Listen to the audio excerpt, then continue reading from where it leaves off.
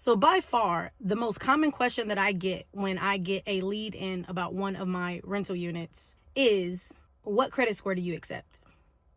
And if I had to pick a number, that number would be 620.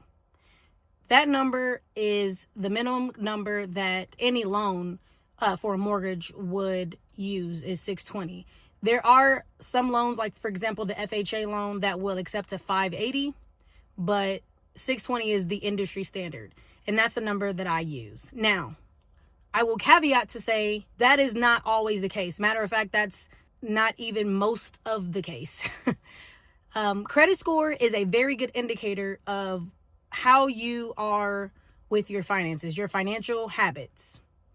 And as a landlord, my job is to try to find the best tenant that is available at the time wanting my unit, and who's the most qualified. And the way that I do that is I look at your credit score, I look at your income. And not only do I look at your income as in how much you make, but I also look at how long you've been working there. That shows me that you're a stable individual if you've been working at your job for preferably over 2 years. Now, nothing is set in stone. That's the beauty of being a landlord and vetting tenants, is there is no one size fits all. There is no checkbox that says if you don't qualify here, then you no longer qualify at all. So overall, what I'm doing is I'm looking at the overall picture of somebody's financial background as well as their overall lifestyle, as much information as I can get about their lifestyle. So these are non-financial factors such as, do you have any pets? How many pets you have, or what type of pets they are? How many people overall will be living in the unit? Because, we have occupancy issues, and too many people in one unit is just too much wear and tear on the property. That's going to cost me more money, and it's going to 9 times out of 10 cost more in repairs over time. Another factor, do you smoke? Whether you smoke cigarettes or MJ or whatever the case is, these are factors that, again, have more wear and tear on the property. We look at your personality in general. I love meeting people and showing them the units because that allows me to meet them first before they apply. And that lets me know what type of personality type you are. Certain personalities do well as tenants, and then there's certain types that don't. Or there's just, it's kind of a tenant landlord relationship is supposed to be a vibe. As a mom and pop landlord, I'm going to be talking to you myself. I'm not passing you off to some corporation or some company to handle repairs and handle this, that, and the other. So I need to make sure that we can get along. Of course, the background comes into play. If we run your background check and, we find there's no criminal history, no evictions, things like that, those are technically non-financial factors that matter.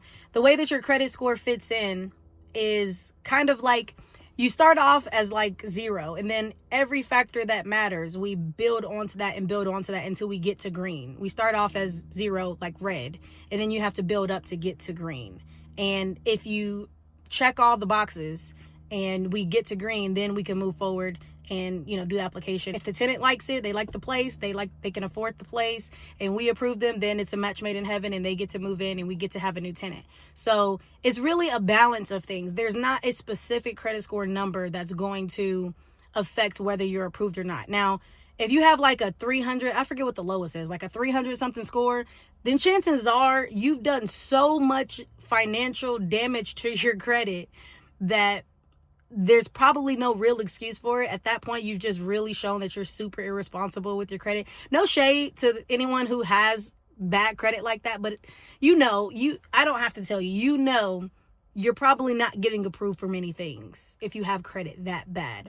There are some things in credit that we look at that kind of we disregard. For example, medical bills, student loans, things of that nature. If you have those types of bills and they're, in default, I won't say I don't hold it against you, but at least I understand how it came to be. It's not a consumer purchase. It's much different if you had a repossession on your car, or you had some credit cards that, you let go into delinquency. Things like that are consumer. Those are things that are within your control 100%. Medical bills are not so much in your control. But definitely when it comes to consumer debt, we take those into consideration because it lets us know that you already were in over your head at some point. And it's to be determined whether you're no longer in over your head. Another thing that people think that would disqualify you is a bankruptcy, and that's not a disqualifier. That's far different from an eviction. An eviction means that you went through the ringer with the landlord, your past landlord, and you got evicted. The judge ordered you out. That's a huge deal. And to us, that's an automatic disqualifier. But if you just have a bankruptcy on your credit, especially if it's not recent, if it's like several years old, then that lets us know that you got into a pickle, you went through the proper steps to get that cleaned up, and now you're just kind of waiting out your time and hopefully rebuilding your credit. So if that's you, if that's the situation you're in, I can't speak for all landlords. I can speak for me, and from our perspective, is bankruptcies are not the end all be all. They're not great. They will take your credit. So overall that matters, but hopefully you've grown and you've increased, or at least tried to increase your credit since then. That's really all I have. It should be a short, quick video just to let you guys know. I know a lot of people ask that question, what credit score they need to get approved for an apartment or for whatever.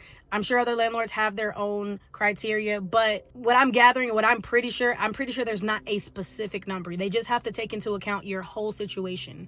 And if you do have bad credit, then you want to try to overcome that bad credit by working on it, but then also kind of reassuring the landlord that whatever your credit, whatever the damage to your credit was done, like I said, if it's medical bills or you had a divorce or something along those lines, just reassure that landlord that you always pay your rent and that you plan on paying your rent and that those incidences were isolated. Take accountability for the condition that your credit is in, but just reassure that it has nothing to do with you're paying your rent and that is a priority for you. So I hope this helps someone. If you have any questions, comment down below.